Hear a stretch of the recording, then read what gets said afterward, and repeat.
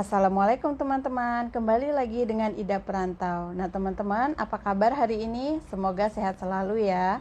Nah teman-teman, untuk yang baru melihat channel saya ataupun yang telah berulang kali melihat, mohon untuk di subscribe dan nyalakan tombol loncengnya agar kalau saya upload berita terkini, info-info tentang seputar TKI, teman-teman bisa langsung mendapatkan notifikasi ya. Nah teman-teman, sebelum ini saya ada mengupload artikel terkait rekalibrasi, yaitu rekalibrasi kepulangan dan juga rekalibrasi tenaga kerja. Nah, banyak teman-teman kita yang DM saya itu menanyakan terkait bahwa terkait dengan program tersebut lah. Intinya mereka ada yang bertanya, nah Kak, saya sudah pulang nih di Indonesia, tapi visa saya masih hidup. Apakah saya bisa mengikuti program rekalibrasi? Kemudian ada lagi yang bertanya, Kak, saya sudah pulang ke Indonesia, namun visa saya sudah mati. Apakah saya bisa mengikuti program rekalibrasi? Nah, jawabannya teman-teman itu tidak boleh ya, karena kan program rekalibrasi ini hanya dikhususkan untuk pekerja asing yang sedang berada di Malaysia. Namun di sini saya membawakan sebuah kabar gembira untuk teman-teman yang pulang ketika MCO. Jadi ketika MCO dulu teman-teman ada pulang ke Indonesia, namun sampai sekarang tidak dapat kembali lagi masuk ke negara Malaysia. Nah, pemerintah Malaysia melalui Jabatan Immigration telah membuka permohonan untuk keluar masuk negara Malaysia. Namun ada beberapa kategori ataupun sektor yang dibenarkan untuk membuat permohonan. Nah teman-teman, untuk mengetahui lebih lanjut terkait info tersebut, kita saksikan yuk lampiran-lampiran saya ini.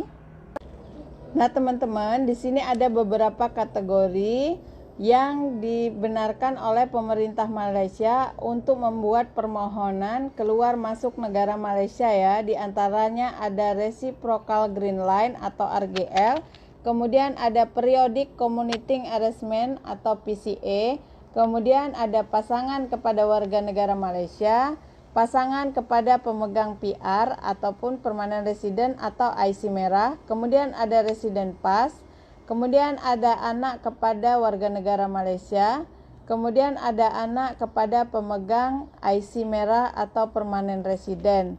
Nah, kemudian ada Malaysia, kemudian ada foreigner atau social visit atau permanent resident ataupun pemegang IC merah. Kemudian ada foreigner workers atau maid, yaitu biasanya kita sebut tenaga kerja. Kemudian ada My Entry expatriate, kemudian ada Malaysia My Second Home ataupun MM2H.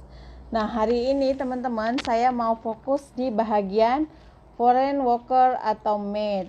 Nah, kita tengok ya kira-kira syaratnya seperti apa. Ini adalah persyaratan dan ketentuannya.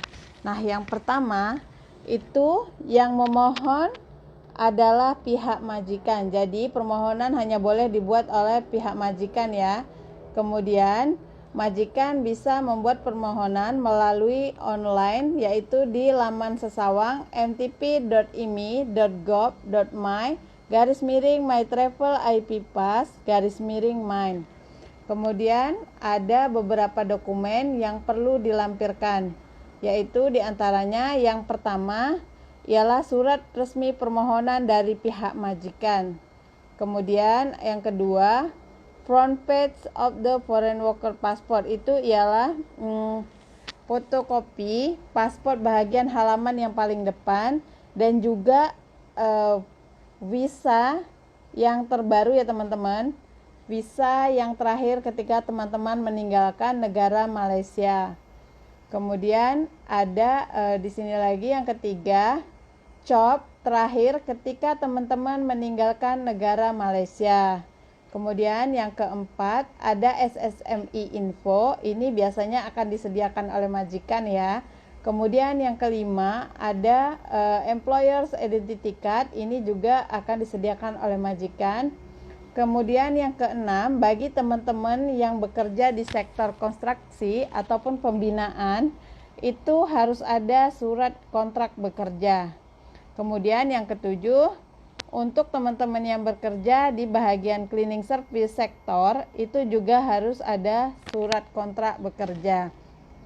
Kemudian persyaratan selanjutnya, satu orang majikan hanya bisa menguruskan untuk maksimum 30 pekerja asing saja. Nah, teman-teman, please take note ya. Jadi ketika teman-teman mau masuk kemari, pastikan bahwa permohonan ini telah di-approve oleh bahagian imigrasi. Nah, kemudian kita masuk ke bagian kedua. Jadi di sini ada persyaratan sebelum teman-teman memasuki negara Malaysia. Yang pertama, teman-teman harus buat tes COVID atau disebut PCR COVID-19 minimal 3 hari sebelum berangkat dan mendapat pernyataan bebas COVID-19. Kemudian yang kedua, teman-teman harus mendownload aplikasi My Sejahtera di App Store ataupun Play Store handphone teman masing-masing ya. Kemudian yang ketiga, hanya ada 4 bandara yang dibenarkan untuk teman-teman memasuki negara Malaysia, yaitu yang pertama Bandara Kuala Lumpur Airport atau KLIA, kemudian yang kedua KLIA 2, kemudian yang ketiga Bayan Lepas International Airport di Penang, kemudian yang keempat Sultan Ismail Senai International Airport itu di Johor. Nah, kemudian yang keempat, nah, untuk teman-teman yang visanya masih hidup sampai saat ini namun tidak dapat memasuki negara Malaysia, maka teman-teman bisa yang pertama berurusan atau memohon visa masuk ke negara Malaysia melalui kedutaan Malaysia di Indonesia ataupun konsulat jenderal Malaysia di Indonesia yang terdekat dengan daerah tempat tinggal teman-teman.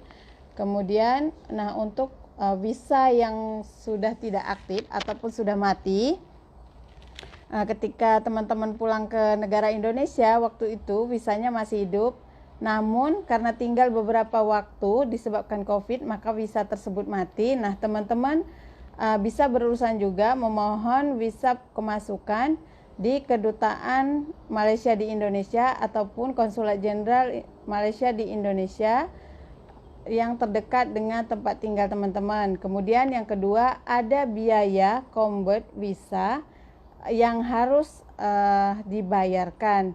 Nah, terkait biaya ini teman-teman bisa diskusi dengan majikan ya, apakah teman-teman atau majikan yang membayarnya. Nah, kemudian kita masuk yang ketiga, ketibaan di Malaysia. Nah, ketika teman-teman sudah tiba di Malaysia, itu teman-teman harus menjalani proses karantin dan juga swab. Nah, proses karantin akan diuruskan oleh agensi kerajaan, NATMA, dan juga MOHES. Jadi akan ada biaya terkait dengan proses karantin dan juga swab yang dijalani oleh teman-teman. Nah, terkait biaya, teman-teman bisa berdiskusi langsung dengan majikan, apakah teman-teman sendiri atau majikan yang akan membayarnya. Kemudian yang kedua, untuk surat yang telah di-approve, surat permohonan tadi yang telah di-approve oleh pihak immigration harus dilampirkan dengan surat keputusan bebas COVID tes yang dijalankan di Indonesia. Kemudian yang ketiga, ketika teman-teman sampai di checkpoint imigrasi, itu majikan atau wakil dari majikan ataupun agensi yang ditunjuk oleh majikan harus sudah berada di checkpoint imigrasi bagi keperluan menjemput dan menguruskan teman-teman semua. Kemudian yang keempat, bagi segala urusan appointment dengan imigrasi, teman-teman bisa melayarinya melalui sistem temu janji online atau STO di laman web sto.imi.gov.me/i-temujanji-. Nah, teman-teman, sekian info dari saya. Semoga info tersebut bermanfaat dan juga membantu menjawab pertanyaan dari teman-teman semua.